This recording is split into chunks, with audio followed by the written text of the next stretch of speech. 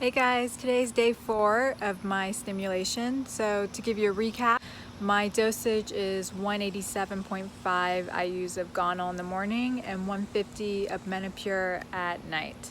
So day 2 and 3 has pretty much been the same, just less nervous with the shots, feeling a bit like a pro at it now, mixing especially the Menopur.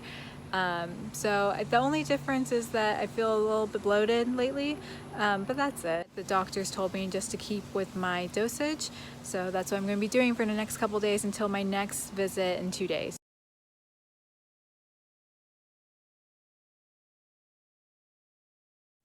Hey guys, today's day 6 of my stimulation. Lately I'm just feeling the same, except that in addition to the bloating, I'm also feeling a bit sensitive in the stomach. Like when I put my seatbelt on, you can feel it in a different way, but it's nothing I can't deal with. And then I had my second monitoring appointment where I went in for both a blood test and an ultrasound this time. The blood test, we measured the estrogen, the LH, and the progesterone, and I just got my results back. The estrogen went from 263 a couple days ago to over 900.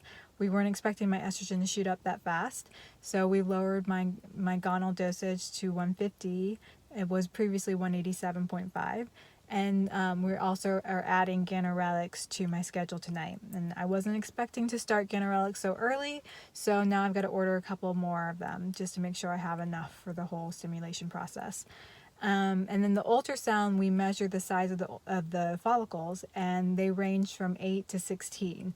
So ideally, we hope to have the follicles grow at the same rate. So I'm going to come back in on Friday, and we'll see how they're doing with the changes of my dosage and the new medication.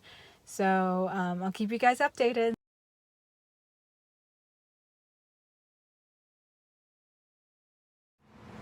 Hey guys, so today's day 8 of injections. I'm not allowed to be exercising, but I am allowed to walk, so I'm taking a little stroll.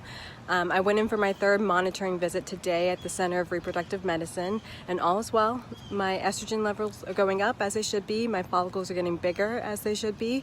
So we're keeping my dosage the same, and I'm coming back in 2 days.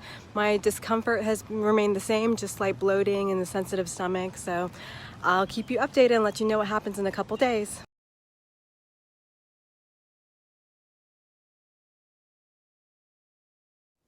Hey guys, so today's day 10 of injections.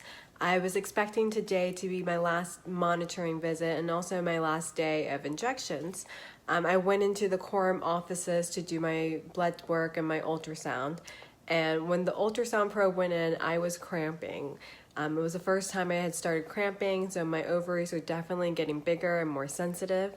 So when you go in for the ultrasound, you're essentially measuring the size of your follicles. And if your follicles are over 14, then you have a better chance of holding a mature egg. And I had a bunch of follicles that were borderline 14.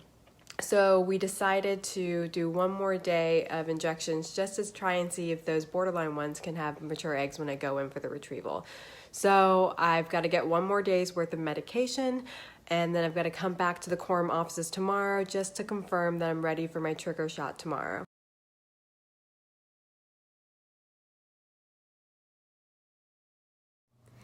Hey guys, so today's day 11, and I went to the quorum offices today and I got the okay to take my trigger shot tonight. When you do your trigger shot, you schedule your egg retrieval for 35 to 36 hours later. So that means that tomorrow I get a free day of no injections. I will have to go into the quorum offices one last time to do blood work just to make sure the trigger shot worked, but I'm almost there, and I'll of course keep you updated and watch my videos and pictures as I get to the end and hopefully find out soon how many eggs I get.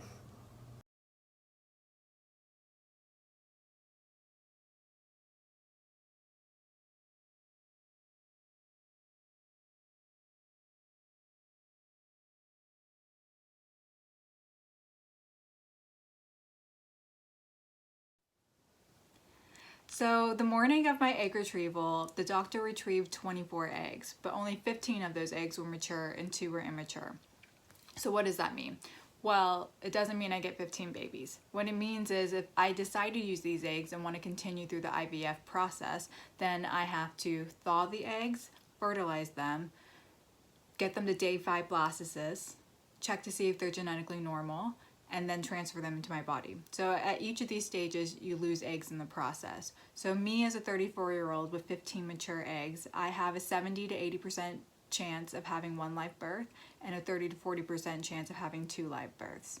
So in the end, this took 2 months of my life, 6 weeks of just prepping and waiting, getting my body prepared for this, and 2 weeks of actual injections leading up to the egg retrieval. And a lot of women who struggle with fertility, they struggle for years, if not decades. So these 2 months, really 2 weeks of my life, could possibly have saved me years to come. Because in my reality, I feel like I'll be ready to have kids maybe in my late 30s, early 40s.